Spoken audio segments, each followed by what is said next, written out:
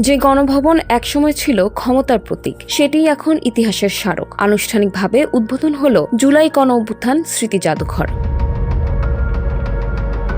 5 August রাজধানীর শেরেবাংলা নগরে জাদুঘরটির উদ্বোধন করেন প্রধানমন্ত্রী তারেক রহমান। স্মৃতিফলক উন্মোচনের পর তিনি বিভিন্ন গ্যালারি ঘুরে দেখেন। অনুষ্ঠানে উপস্থিত ছিলেন অধ্যাপক ডক্টর মোহাম্মদ ইউনূস সহ সরকারের ঊর্ধ্বতন কর্মকর্তা, জুলাই যোদ্ধা ও শহীদ পরিবারের সদস্যরা।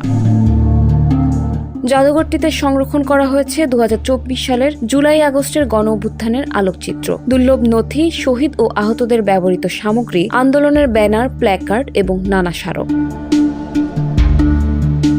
উদ্বোধনের পর জুলাই 36 শীর্ষক আলোচনা সভায় প্রধানমন্ত্রী বলেন, ফ্যাসিবাদ বিরোধী আন্দোলনের প্রতিটি হত্যাকাণ্ডের বিচার স্বচ্ছ ও নিরপেক্ষভাবে করা হবে। তিনি আরও বলেন, এই জাদুঘর কোনো ব্যক্তি বা দলের নয়, এটি গণতন্ত্রকামী মানুষের সংগ্রাম, আত্মত্যাগ ও সাহসের ইতিহাস ভবিষ্যৎ প্রজন্মের কাছে তুলে ধরবে। এছাড়া আহত জুলাই যোদ্ধাদের পুনর্বাসনের বিষয়েও সরকারের বিভিন্ন উদ্যোগ তুলে ধরেন প্রধানমন্ত্রী। গণঅভ্যুত্থান স্মৃতি জাদুঘর ভবিষ্যতের প্রজন্মের সামনে তাদের পূর্বসূরীদের সাহসী ইতিহাস যেমন তুলে ধরবে, অপরদিকে তাদের সামনে উন্মোচিত হবে বিতাড়িত ফ্যাসিস্টদের মুখোশ।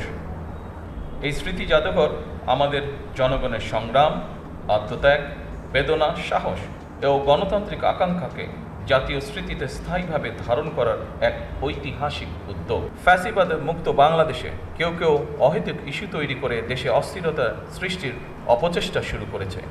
এসব পরিস্থিতি তৈরি করে তারা নিজেদের অজান্তেই পতিত পরাজিত পলাতক স্বৈরাচারের পুনরুত্থানের পথ সুগম করছে কিনা সেটি মনে হয় ভেবে দেখা প্রয়োজন আমাদের।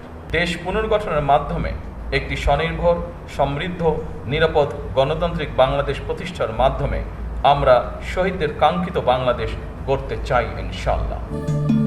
আজ জাদুঘরটি আমন্ত্রিত অতিথি ও যুদ্ধাহত পরিবারগুলোর জন্য উন্মুক্ত রাখা হয়েছে।